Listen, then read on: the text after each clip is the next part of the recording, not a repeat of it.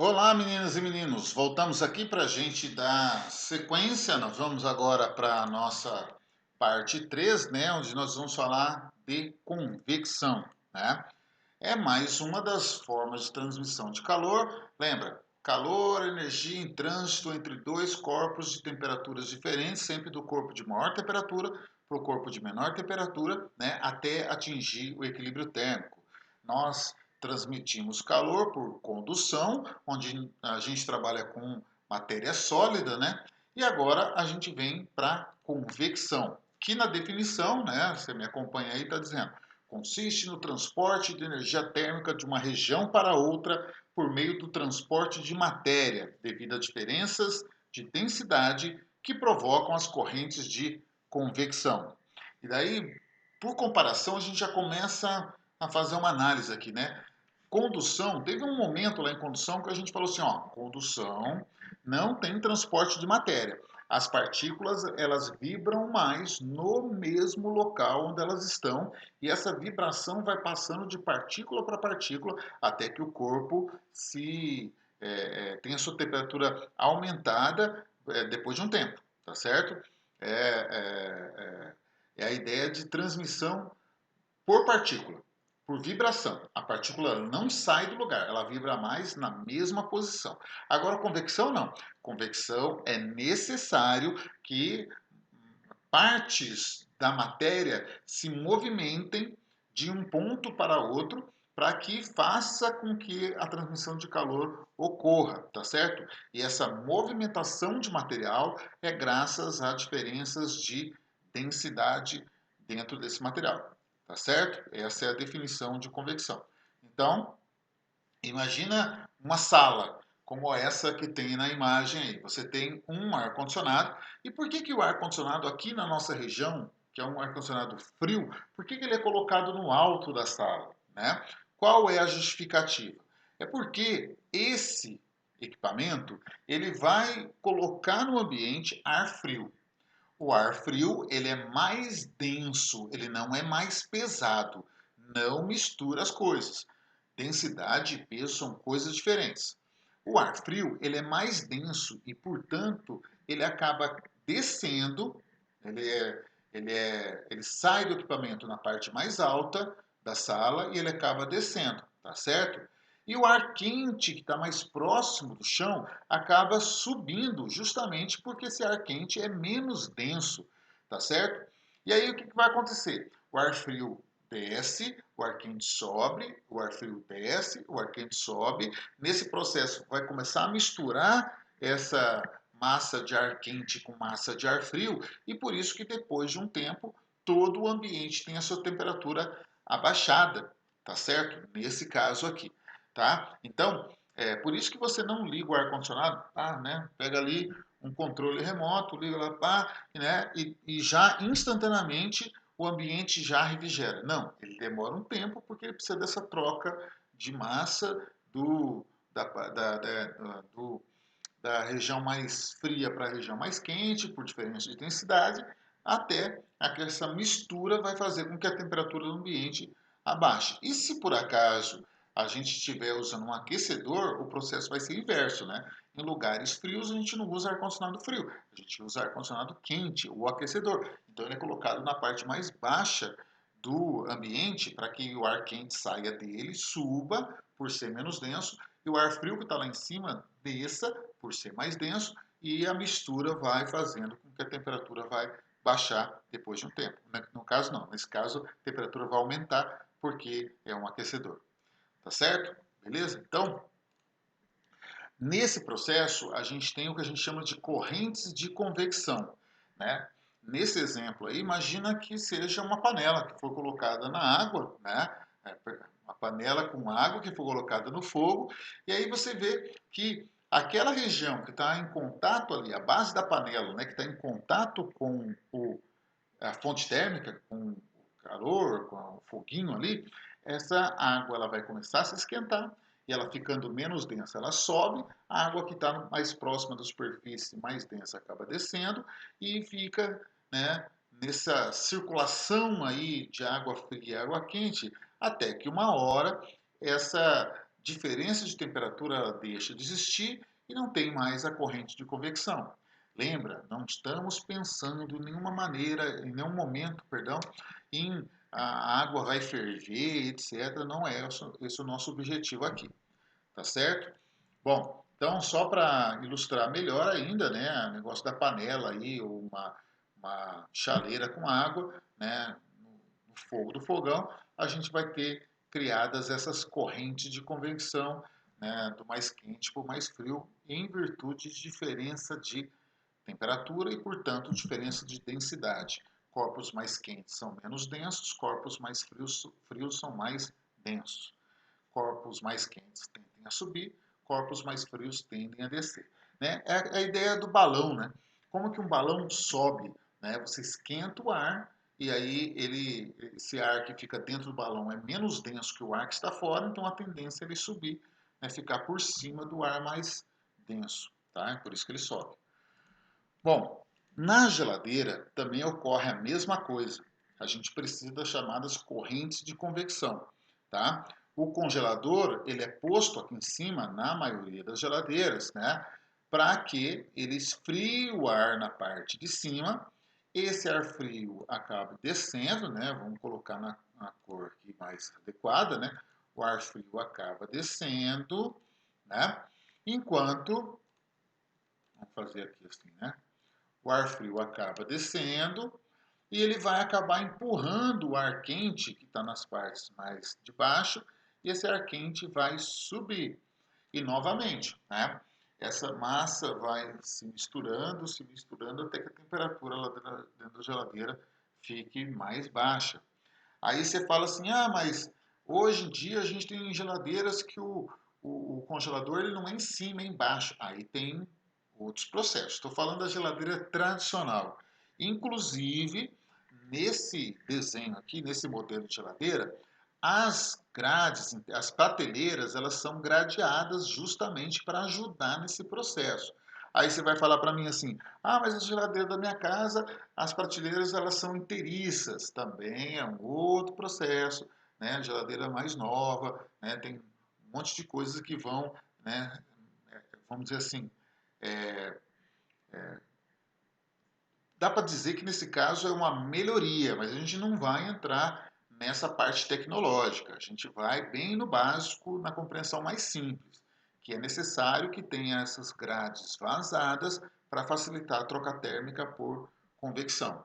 Eu sei que a tecnologia está mais avançada hoje em dia, mas nós vamos no básico do básico, né? Porque muitas vezes vai falar de geladeira numa questão, é nesse modelo aí que vai ser tratado, tá certo? Uma questão só de simplificação do processo, tá?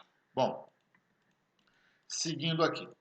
Esse processo de convecção, ele está presente em um monte de coisas que pode aparecer cobrando você a respeito dessa ideia. Por exemplo, a chamada brisa marítima e, nesse caso, como funciona a tal brisa marítima. Se você já foi na praia, você pode já ter percebido isso acontecer. Durante o dia, né, a gente tem que, deixa eu colocar aqui, a gente tem que a areia da praia, ela esquenta muito rápido, tá certo? E a água, ela demora para se esquentar, tá? Então, bate um solzinho na areia, ela já esquenta e ela, consequentemente, esquenta o ar que está próximo da areia ali. Esse ar quente fica menos denso, então a tendência dele é subir, como está aqui na imagem, tá certo? Ele vai subir. Essa região aqui próximo da areia, vamos dizer assim que ela precisa ser ocupada. Então, ar frio vai vir do oceano para o continente para suprir, vamos dizer, o espaço que aquele ar que esquentou subiu e deixou ali. Então vai acontecer uma brisa marítima, uma brisa que vem do mar, uma brisa fria. Então se você está de dia, né, ali na beira da praia, você sente o vento vir da água para você, tá certo? Agora, aqui está a explicaçãozinha e tal, né? Agora, à noite, a gente tem a chamada brisa terrestre, porque o processo se inverte. Lembra que eu falei para você que a água demora a esquentar, né? Então, a água, durante o dia inteiro, ela está recebendo insolação ali, ela demora a esquentar, mas quando chega à noite, ela também vai demorar a se esfriar, mas ela vai perder calor, aquele calor que ela recebeu durante o dia, ela vai perder à noite, então ela vai esquentar, por sua vez agora, o ar que está aqui próximo da água, esse ar vai subir, e daí vai, para poder ocupar o espaço deixado por esse ar quente que subiu, vai vir uma corrente de ar que vem do continente para o mar. Então você sente o vento vir nas suas costas. Você está olhando para o mar, o vento vem no sentido contrário do que de dia, tá certo? É um processo natural em virtude do aquecimento e do resfriamento de alguns materiais aí, tá certo? A gente também tem essas chamadas correntes de ar, brisa marítima e brisa terrestre. Brisa marítima de dia, brisa terrestre de noite, certo?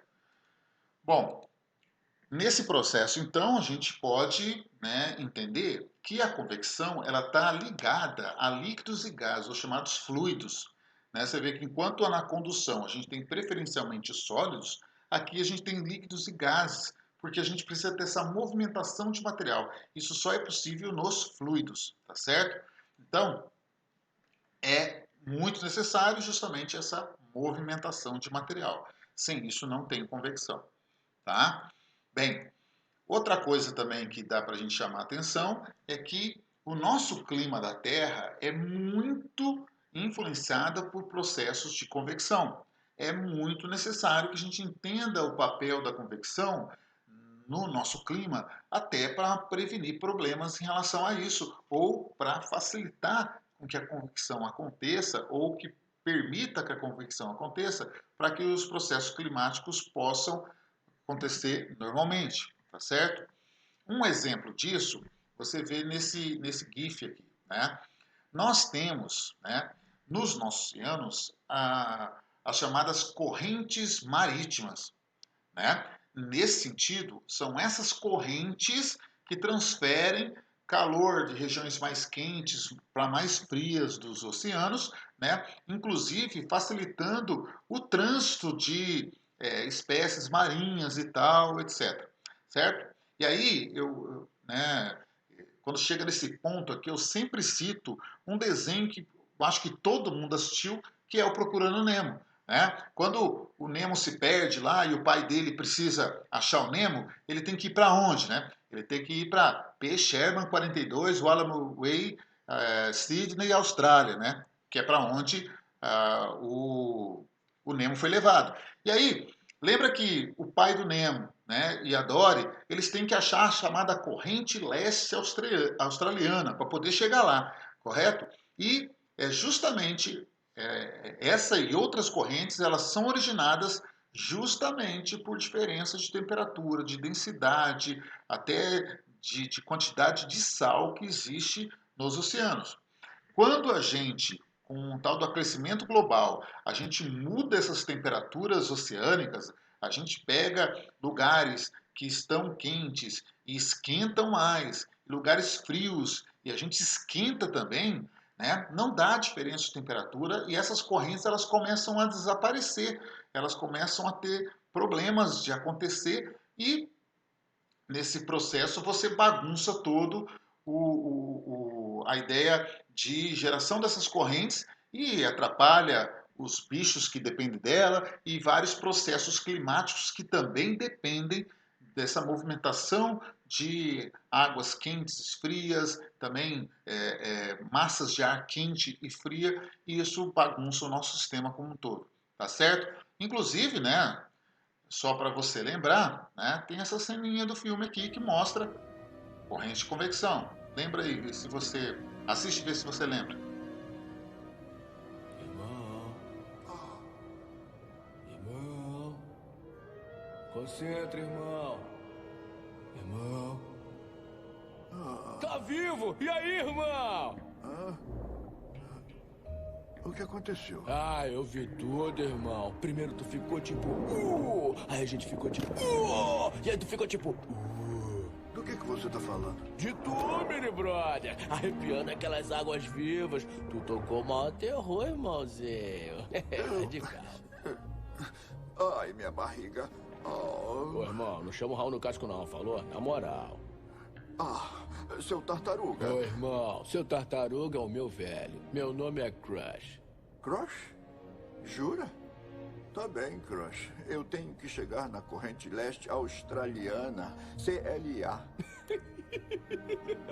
Irmão, tu tá nela, irmão. Saca só.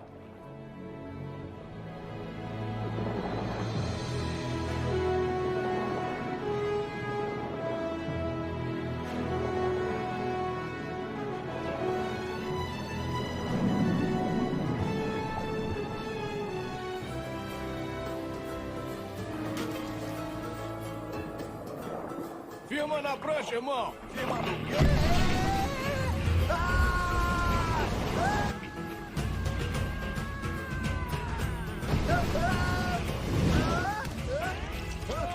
Só gás! Só gás!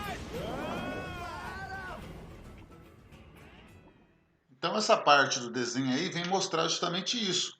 Que os bichos aí, as tartarugas e tal, elas conseguem se locomover pelos mares até economizando energia própria, sem precisar ficar nadando, etc., através das correntes, tá certo? Repetindo, é um processo muito importante, né, para a vida marinha, para o nosso clima e tudo que tem a ver com isso, tá certo? Correntes de convecção a partir de diferenças de temperatura, de densidade, de sal, de vários fatores lá nos oceanos, certo?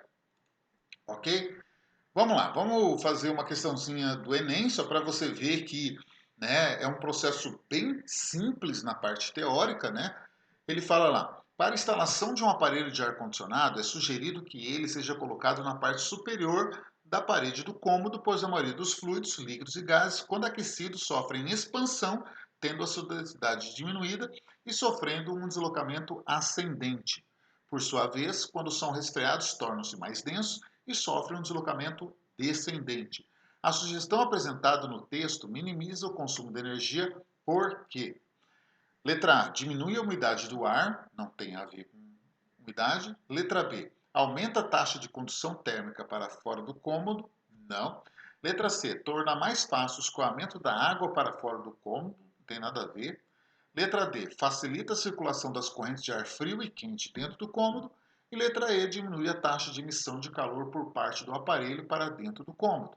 E aí é fácil, né, porque é a própria definição de convecção, que é a letra D, facilita a circulação das correntes de ar frio e quente dentro do cômodo.